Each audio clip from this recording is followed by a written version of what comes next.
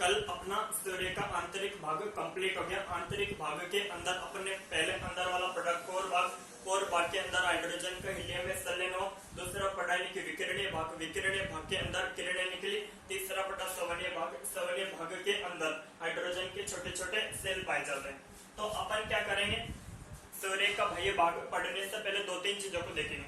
जैसे अपन ने पृथ्वी पर एक 0 डिग्री लाइन खींच रखी जिसे इनकी भूमध्य रेखा कहते हैं। वैसे ही यानी कि सूर्य में एक लाइन खींचते हैं 0 डिग्री से, यानी 0 डिग्री से ये 0 डिग्री वाली लाइन यहाँ पे इनकी 90 डिग्री बनेगा, यहाँ पे 180 डिग्री बनेगा, यहाँ पे 270 डिग्री का एंगल बनेगा। ठीक है। अब क्या होता है कि जैसे मैं सूर्य हूँ, यदि मेरे सामने कोई व्यक्ति है तो मैं इसके अगर मुझसे थप्पड़ मारने के लिए कहा जाए तो मैं लपक के थप्पड़ मारूंगा, ज्यादा जोर से थप्पड़ मार पाऊंगा। लेकिन अगर कोई व्यक्ति इधर तो मैं उसके इतनी ताकत से थप्पड़ नहीं मार पाऊंगा, लेकिन अगर नीचे तो भी मैं इतनी ताकत से थप्पड़ नहीं मार पाऊंगा।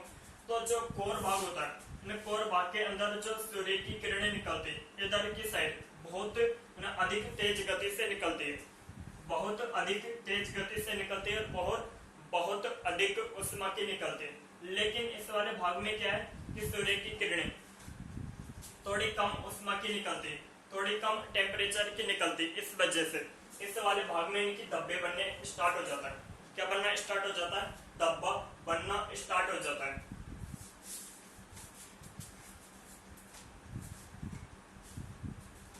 धब्बा बनना स्टार्ट हो जाता है।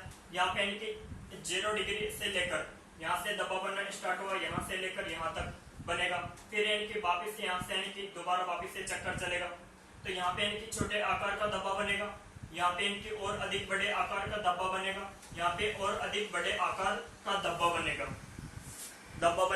अब ये धब्बे हर रोज नहीं बनते। जैसे यहाँ पे इनकी 2001 में धब्बा बन गया, यहाँ पे इनकी 2002 में बनेगा, यहाँ पे 2003 में बनेगा। तो ये चक्कर चलता है 5.5 वर्ष तक, यानी कि 0 डिग्री पे यहाँ पे इनकी पहली बार धब्बा बन गया तो अगला जो धब्बा बनेगा वो यहाँ पर बनेगा। इसके आगे जो धब्बा बनेगा यहाँ पे बनेगा, आगे बनेगा। ये धब्बे बनते हैं 40 डिग्री सेल्सियस तक। फिर इनके आगे इसके आगे धब्बे नहीं बनते। फिर इनकी ये धब्बे इनके वापस से प्रक्रम चलना स्टार्ट हो जाता है। तो इसको यहाँ से लेकर इन धब्बों को यहाँ से लेकर यहाँ तक बनने में 5.5 वर्ष का समय लग जाता है। 5.5 वर्ष का समय लग जाता है।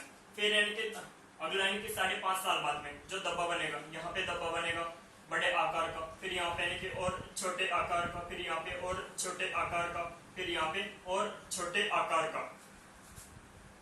तो इनको एक पूरा चक्कर करने में 5.5 और 5.5 यानी कि 11 साल का समय लग जाता है। कितना समय लग जाता है? 11 साल का समय लग जाता है।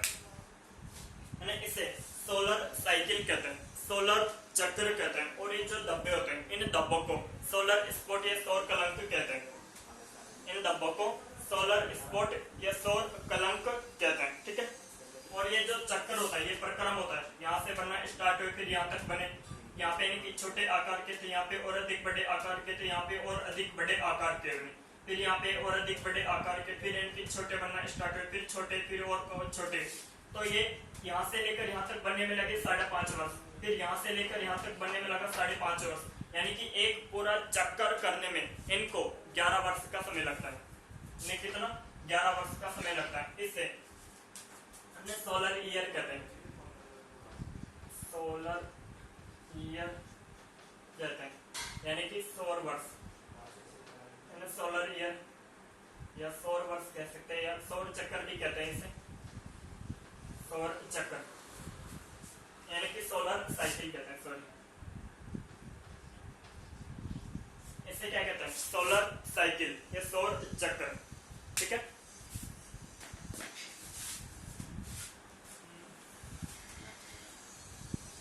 मैंने क्या कहेंगे? सौर चक्र। ठीक है।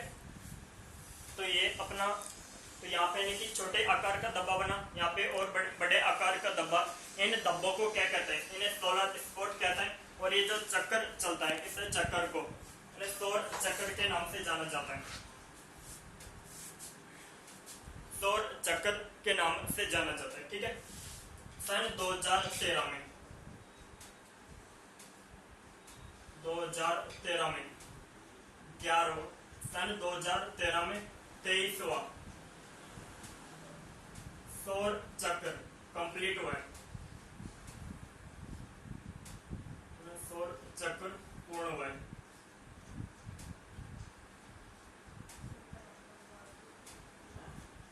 सन 2013 में 23वां सौर चक्र पूर्ण हुआ है। अगला जो सौर चक्र पूर्ण होगा वो होगा 2013 7 और इनकी 4 2024 में। कब? 2024 में।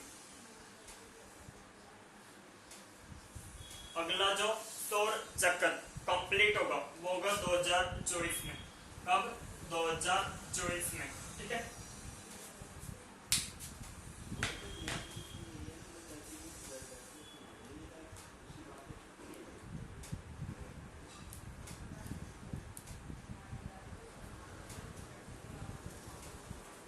तो 0 डिग्री पर छोटे आकार का सोलर स्पॉट बनता है, छोटे आकार का धब्बा बनता है। 40 डिग्री सेल्सियस पर सबसे बड़े आकार का धब्बा बनता है। ठीक है। अब यहाँ पे इनके बड़े आकार का धब्बा बनता है, तो जहां पर इनकी बड़े आकार का धब्बा बनता है वहां पर चुंबकीय क्षेत्र का मान भी अधिक होता है, वहां पर चुंबकीय क्षेत्र का मान भी अधिक होता है। तो यहाँ पर इनके चुंबकीय क्षेत्र का मान अधिक होता है।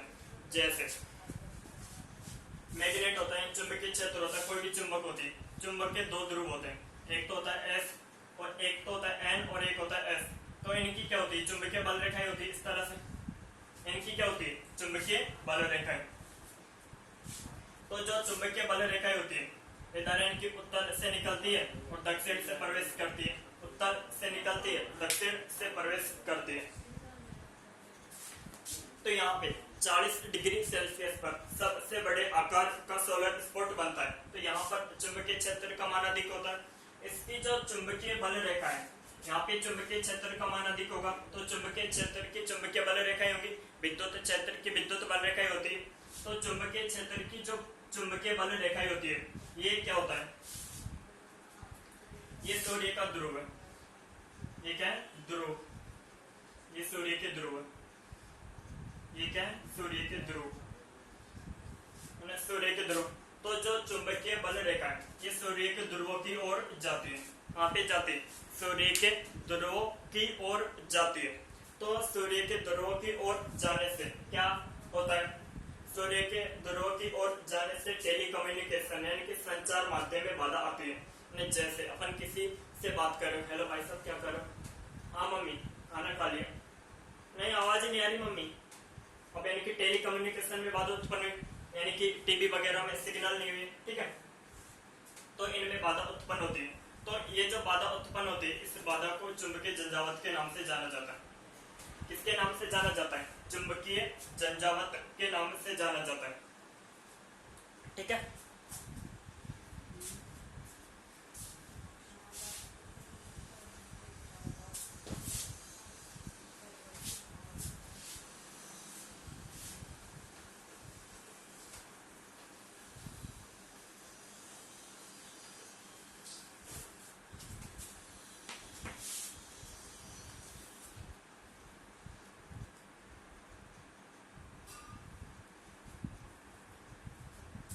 चुंबकीय झंझावात के नाम से जाना जाता है।